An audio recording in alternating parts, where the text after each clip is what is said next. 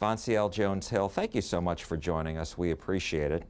You were on City Council for 8 years, and now you want to run for Congress. Why is that, and what are your priorities? I am running for Congress because I have been blessed with gifts and graces beyond anything that I deserve, and my way of saying thank you to God for those gifts and graces is to serve people in the political arena. The political arena is about allocation of resources.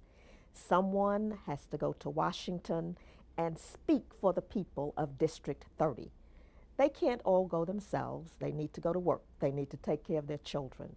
I want to go and speak for them, to bring home resources and to see that legislation is passed that benefits the people of District 30. My priorities: voting rights. I am astounded and offended at what is going on. I marched in the 60s. I am old enough to remember the Edmund Pettus Bridge and Bloody Sunday. And I am tremendously offended at what is going on. So that is my priority. I put my scholarship on the line when I was at the University of Texas in Austin in the late 60s to march for rights that we deserved. My second priority is jobs.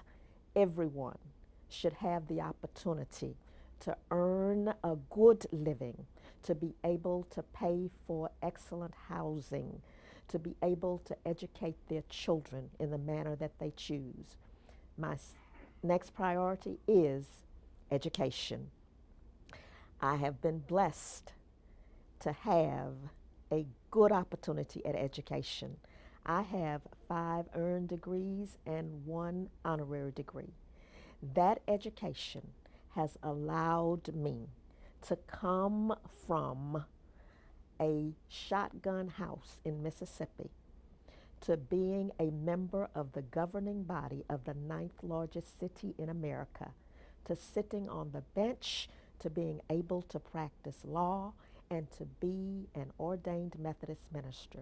Education did that for me. It can do it for others, and therefore that is another of my priorities. My next priority is health care. I am not sure that Medicare for all is what we can do. However, I want to work towards universal health coverage. Everyone should have access to good health coverage. No one should have to choose between paying their bills and paying for their medications. I'm fortunate. I take no medications. I'm in excellent health. However, everyone is not so fortunate, and we should be able to find a way to make health care available to everyone in this country. California and some other states are trying an experiment now, which will move beyond experimentation to legislation, to figure out how to do universal health care and how to pay for it. The wall with universal health care nationally has not been the philosophy or the idea. It has been, how do we pay for it? Because it will cost a tremendous amount of money. I am well aware of that. If the California model works, and is also a model in other states, Vermont is also trying it in some other states. California is the first to go forward full steam. If that works in California, we may look at that as the national model. Finally, climate change is a priority of mine.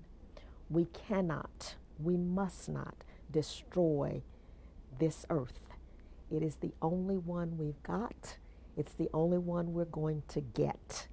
We must take care of it for ourselves and our children. That is why I'm running. Those are my priorities. And I do want to get back to some of those issues, but let me ask you this. As you know, This is a very crowded Democratic primary. You're one of 9 candidates. And so what do you think separates you from the others, and why should primary voters and others select you as the person to represent them in Washington? The thing that separates me from the field is my experience as a seasoned and elected official and public servant. I served a full 8 years on the Dallas City Council. Every issue that is likely to be presented to me while in Congress is something that I have probably dealt with at the City of Dallas. I have a record of bringing resources to Dallas and to the region. I have a record of working with people whose philosophies differed from mine, but yet being able to pass rules and regulations benefiting the people of this city, my district, my council district, the city, and North Texas. So let me ask you, the Congresswoman who has announced her retirement is backing another candidate in this race. Does that make it more difficult for you when you are trying to convince voters that you are the right candidate? I do not bring that up. The Congresswoman has earned the right to express her opinion. I differ with her opinion. I believe because of my experience, my sustained experience, and again, the resources that I have brought to this city and the fact that I have passed laws makes me the best candidate. Not only the best candidate, the best person to serve in this seat.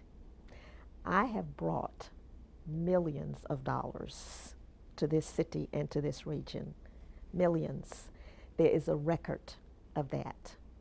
I have worked with people who were Republicans, independents, and been able to work with them to get laws passed that benefited the city of Dallas. 2 examples that I want to cite of that with working across the aisle. One of the people that I worked most closely with during my council years was Linda Coop. Linda Coop is a blood red Republican and I am a yellow dog Democrat. But Linda and I worked together both on the Transportation Committee and at the Regional Transportation Council. And we brought home success for the city of Dallas, the Southern Gateway. Things do not get finished when one is in the seat, but one sets things in place. Linda and I set things in place for the Southern Gateway and other projects, but that's just an example. And so, while I respect the Congresswoman's opinion, I differ with it. I am a better candidate. My record shows so. And I am seasoned.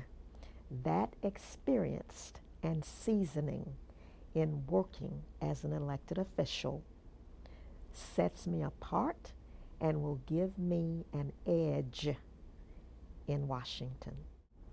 Let me ask you about, let's say you're elected, and in the House right now, in the U.S. House right now, there's a very distinct progressive wing, and then you have more moderate Democrats. Do you think you'll align yourself with one of those camps or no?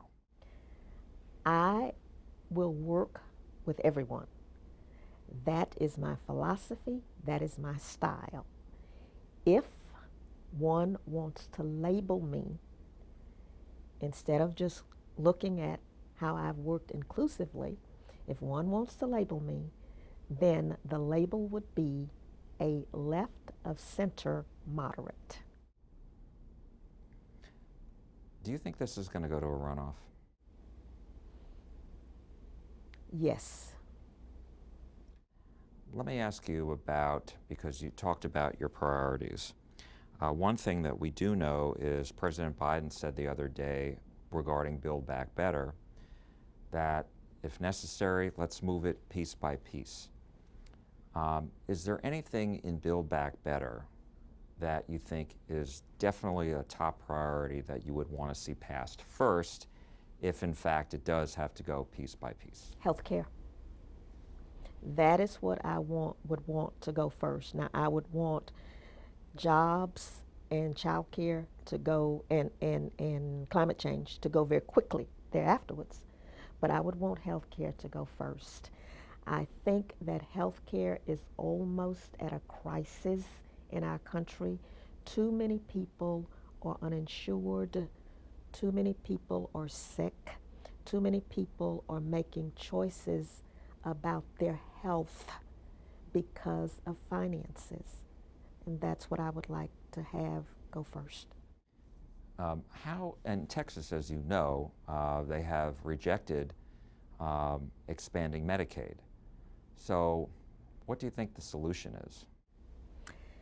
Federal regulatory measures applying to states such as Texas, which would mandate the expansion of Medicaid or an alternative to insuring the state's citizens. If the state, such as Texas, does not choose to expand Medicaid and use the federal dollars that are available, then the state should have to put forth enough dollars to insure all of its people. Texas has too many uninsured residents, particularly among children. If Texas doesn't want the federal money, then Texas needs to find a way to pay for that. And I think that a federal mandate is what it will take. Wanted to ask you about COVID-19, and there's been a lot of discussion and debate, it's been in the courts, about vaccine mandates. Where are you on that? I am absolutely, unequivocally committed to vaccine mandates. I believe that everyone should be vaccinated for themselves, for their families, and for the society in general. If we have a high percentage of vaccinated people, I believe that we could beat this pandemic. I understand that people have individual rights. I understand that. But I believe that those individual rights are subordinate to the good of the society as a whole. And so what would you suggest as far as, does Congress need to pass a law? Because the courts have said the authority that was granted to OSHA, for example, with related to private firms with larger than 100 people on their staffs, that didn't go far enough. That authority wasn't there. So are you suggesting that Congress just needs to pass laws to do that? I absolutely respect the court, absolutely and unequivocally. I served as a judge for 17 years, and so I respect the court. In this instance, I believe the court is mistaken, and I believe that Congress needs to fix that mistake. I did want to ask you one other question, and that was just about inflation. We've seen prices go high. Everything seems to cost more these days, and I'm wondering what your thought is and what do you think the solution is? Everything does cost more. It doesn't just seem to cost more, it does cost more. The solution, I believe, is for wages to catch up with prices. If we increase wages, if we do more fair contract sharing, people will have more money to spend, and I think that would help to bring down the rate of inflation. Would that cause more inflation in a sense? Because then, you know, costs for employers go up. I mean, it's a balance, right, or no? It is a balance, but I think the balance would work in favor of bringing down inflation. Employers say that it would cost more for them to raise wages. I'm not convinced of that. I'm convinced that higher wages increases beneficial spending, and that to me brings the economy into balance. I am concerned about our national debt. Congress needs to take a very serious look at how we're spending our money and how much income we have coming in. At the city, we balanced our budget every single year. There was no deficit spending. I'm not suggesting that the nation can get there, but I am suggesting that we need to head in that direction. All right, last question, and that is, how do you head in the right direction? What is your solution to getting into the right direction? I do not believe that everyone is paying their fair share when it comes to taxes. Specifically, I do not believe that the wealthiest, either individual or corporate, is paying their fair share. And to head in that direction, we need to look at everyone paying their fair share. I think that the tax cut bill from the prior presidential administration was a mistake for the country. My wealthy friends may disagree, but that's where I am. That did not help the country. It enriched the rich. That is not right. That is not how America should work. And I'm not saying we should have a socialist or communistic system. We shouldn't. I support free enterprise. Free enterprise is good. People should compete. There should be rich people. I just want the rich to pay their fair share. Vonciel Jones Hill, thank you so much for your time. We appreciate it. Thank you for the opportunity. Thank you.